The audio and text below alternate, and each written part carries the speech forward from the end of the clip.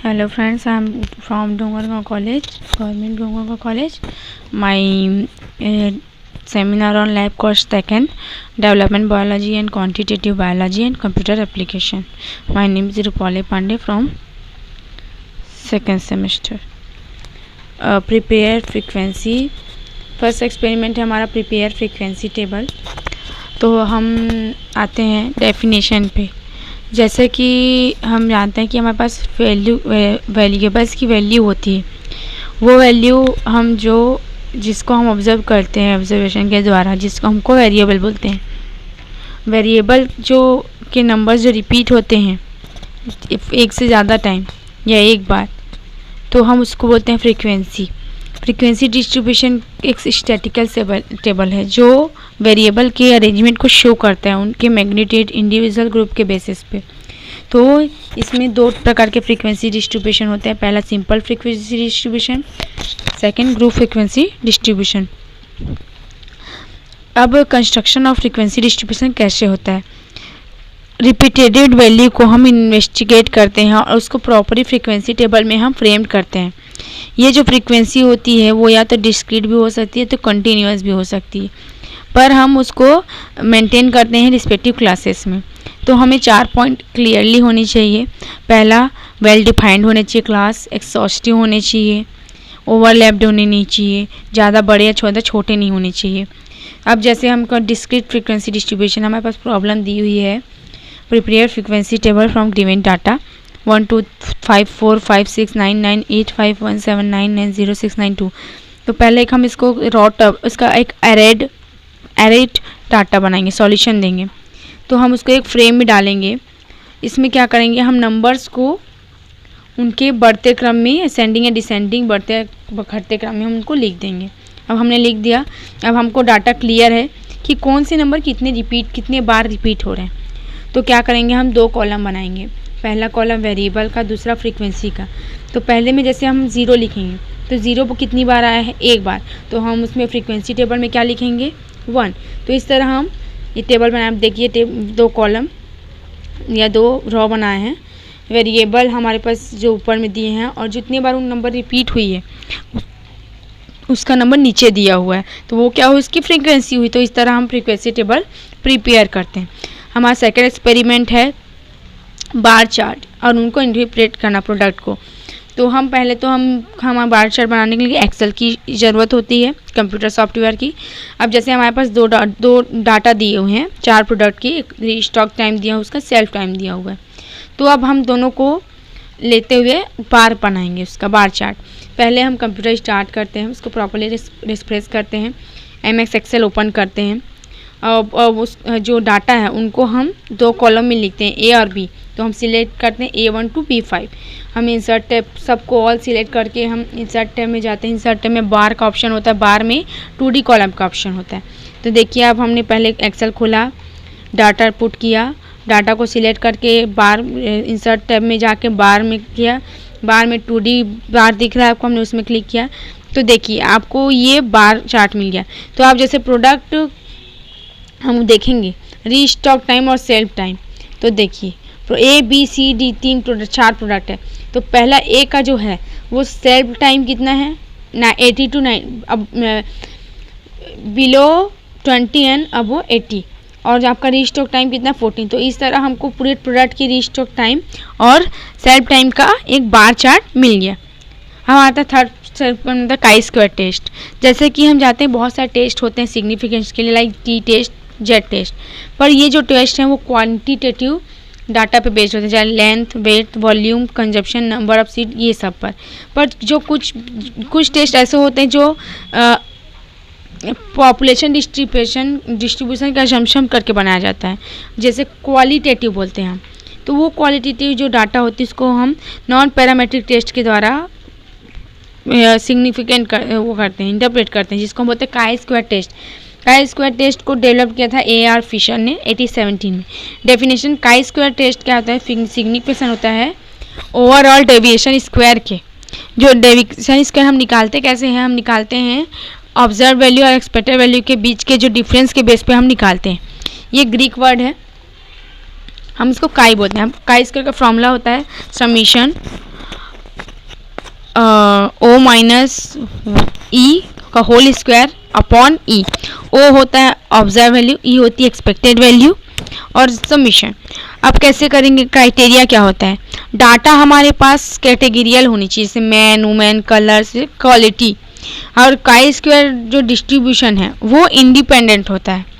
और जो अगर ऑब्जर्व वैल्यू और एक्सपेक्टेड वैल्यू के बीच ज़्यादा अंतर हो तो काई स्क्वायर की वैल्यू मोर देन 0 आती है। ठीक है, डिग्री ऑफ फ्रीडम के बेस पे हम सिग्निफिकेशन कंपेयर करते हैं टेबुलेटेड वैल्यू से। रैंडम होता है, ऑब्जर्वेशन पहले से फिक्स नहीं होता। अब हम देखते हैं यहाँ degree of freedom. Degree of freedom क्या होता है, टेबुलेटेड वैल्यू और कैलकुलेटेड वैल्यू के बीच का हम अंतर निकालते हैं और कंपेयर करते हैं उसके क्लासेस। और जैसे क्लासेस 1 2 3 4 तक होती हैं तो हम डिग्री ऑफ फ्रीडम को R-1 और C-1 से के फॉर्मूले से निकालते हैं। तो R मतलब रॉ और C मतलब कॉलम। तो जैसे अब हम इस क्वेश्चन में देखें, हमारे पास 2 रो 2 कॉलम है, तो हम हमारी वैल्यू आएगी डिग्री ऑफ फ्रीडम 1। तो क्वेश्चन आया है कि does species A and species B with species B question mark interpret with the help of chi square test. Present option दिया है, पहले स्पीसीज ए का हमें प्रेजेंट ऑप्शन दिया है, स्पीसीज बी का प्रेजेंट ऑप्शन दिया है, फिर हमको कॉलम से भी ग्रैंड टोटल मिल रहा है और रो से भी आपका ग्रैंड टोटल में। तो हम पहले क्या करेंगे, ऑब्जर्व वैल्यू जैसे कि हमारे पास 3 है, हम ये देखेंगे ऊपर में ऑब्जर्व वैल्यू हमारे पास 3 है, स्पीसीज बी का प्रेजेंट और स्पीसीज ए का प्रेजेंट हमारे पास 3 है। तो हम उसका ग्रैंड टोटल नीचे क्या दिख रहा है 4, इधर का भी ग्रैंड टोटल कॉलम का भी ग्रैंड टोटल 4 है और स्पीसीज के बी के प्रेजेंट का भी ग्रैंड टोटल और पूरा टोटल दोनों का रॉ कॉलम का 5 है। तो हम क्या लेंगे 4 × 4/5। अब ऑब्जर्व 1 में भी यही करेंगे हम। ऑब्जर्व 1 में देखिए ये आपका नीचे वाला तो इसमें भी ग्रैंड टोटल क्या है हमारे पास 4 है और इसकी भी फर्स्ट रॉ की ग्रैंड टोटल क्या है हमारे पास 4 है। तो हम दोनों को गुना करके 5 से भाग देंगे। अब आता है हमारे पास सेकंड ऑप्शन के लिए। अब हम देखेंगे सेकंड ऑप्शन के लिए, देखिए पहला आता है 0 1, इसका ग्रैंड टोटल हमारे पास 1 है और दूसरे में ऑप्शन का ग्रैंड टोटल भी 1 है। तो 1 ×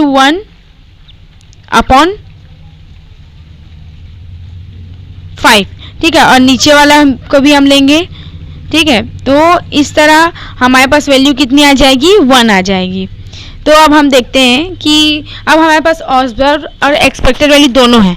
तो अब हम क्या करेंगे, ऑब्जर्व वैल्यू एक्सपेक्टेड वैल्यू को लेंगे, ऑब्जर्व वैल्यू में एक्सपेक्टेड वैल्यू घटाएंगे, उसका स्क्वायर लेंगे, उसका स्क्वायर आने के बाद उसको एक्सपेक्टेड वैल्यू से भाग करेंगे और जो पूरी वैल्यू आएगी काई स्क्वायर की उसको हम समीशन निकालेंगे। अब जैसे हमारे पास समीशन वैल्यू है 1.7745।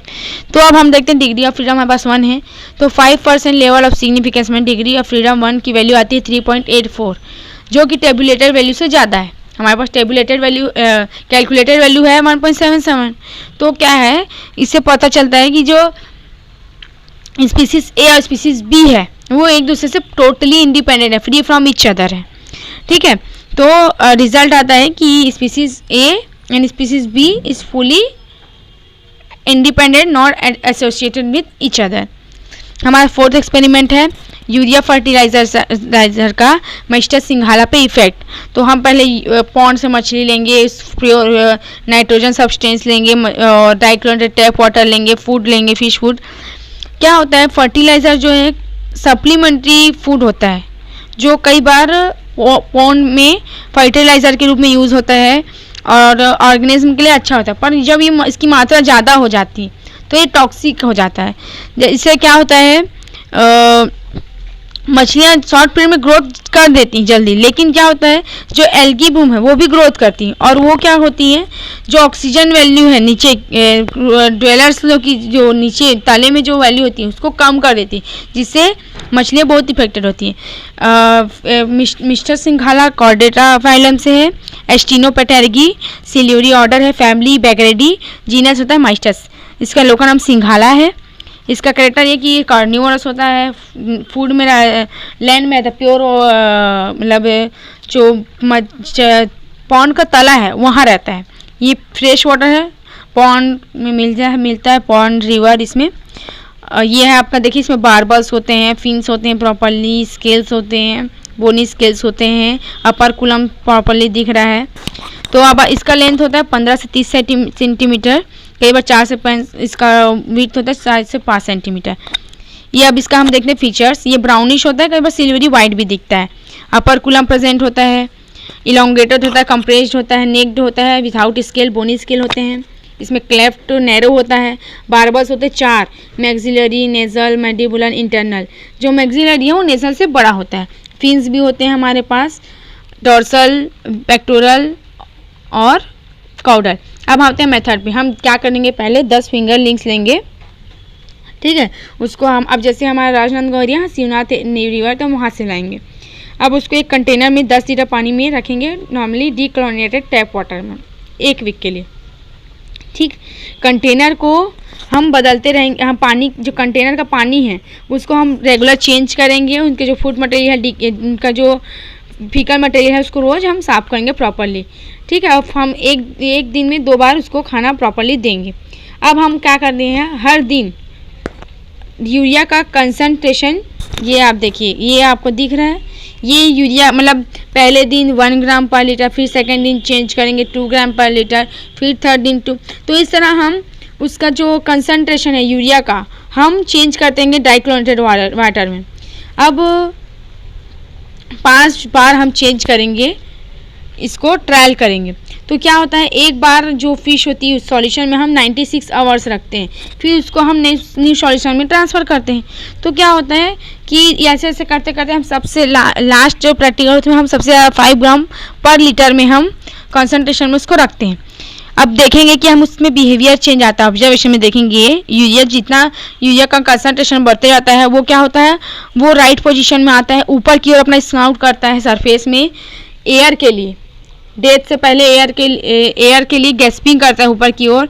वो उनका स्विमिंग जो है अनकोऑर्डिनेट होता रहता है, और वो जंप करते हैं टैंक से ताकि वो बाहर निकल सकें उस सॉल्यूशन से।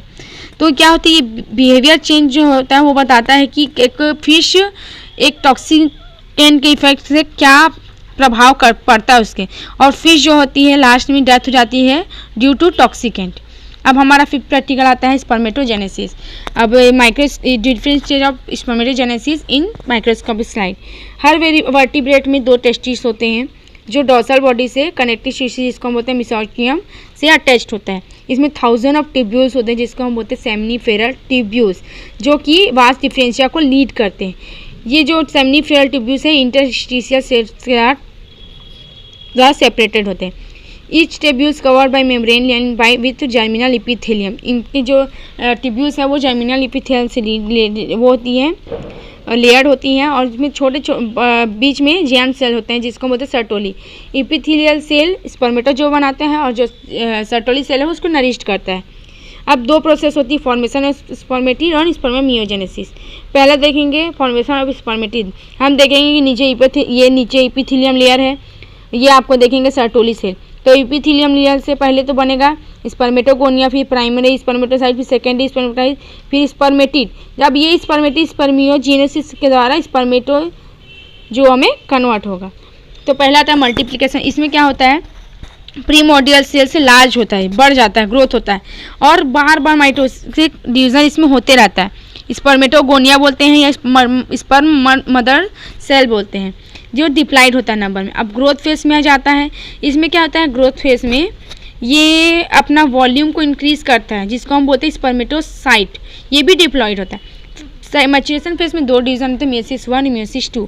मियोसिस 1 जो होता है वो मियोसिस प्रोसेस होती है, जिसमें जो प्राइमरी स्पर्मेटोसाइट है 2 हाफ में चेंज होता है, मतलब हैप्लॉइड हो जाएगा अब यहाँ नंबर। तो क्या बनेगा, सेकेंडरी स्पर्मेटोसाइट। अब जो सेकेंडरी स्पर्मेटोसाइट है सेकेंड मियोसिस डिवीजन में जाएगा, लेकिन इसमें क्या होती है, नंबर्स हैप्लॉइड ही रहते हैं। अब हमारे पास 4 स्पर्मेटिड बन गए हैं हैप्लॉइड। अब उसके बाद हमारा क्या प्रोसेस होगा, स्पर्मेटोमियोजेनेसिस। इसमें क्या होता है, एक स्पर्मेटिड को मोटाइल बनाने के लिए, स्पर्मेटोजोआ में कन्वर्ट करने के लिए स्पर्मेटोमियोजेनेसिस प्रोसेस होती है, जिसमें बहुत सारे चेंजेस होते हैं, जैसे माइटोकॉन्ड्रिया, न्यूक्लियस, सेंट्रियोल, इसमें सब में चेंजेस होते हैं। पहला होता है न्यूक्लियर चेंज। न्यूक्लियर चेंज होता है। इसमें क्या होता है, न्यूक्लियस अपना वाटर एक्सेस वाटर को श्रिंक करता है और एक क्लोज पैक बना लेता है, ठीक है। और इसके बाद होता है फॉर्मेशन ऑफ एक्रोसोम। एक्रोसोम क्या काम करता है, लाइटिक प्रोसेस होती है, जो एक के जो वॉल को जो पेनिट्रेट करता है वो प्रोसेस होती है, जो किससे बनता है, गोल्जी कॉम्प्लेक्स। एक्सियल फिलामेंट जो हमारा होता है वो सेंट्रियोल से बना होता है। 2 सेंट्रियोल होते हैं हमारे पास, एक तो होता है डिस्टल, दूसरा प्रोक्सिमल। तो ये एक एक्सियल फिलामेंट को बनाते हैं या उसके लिए राइज करते हैं।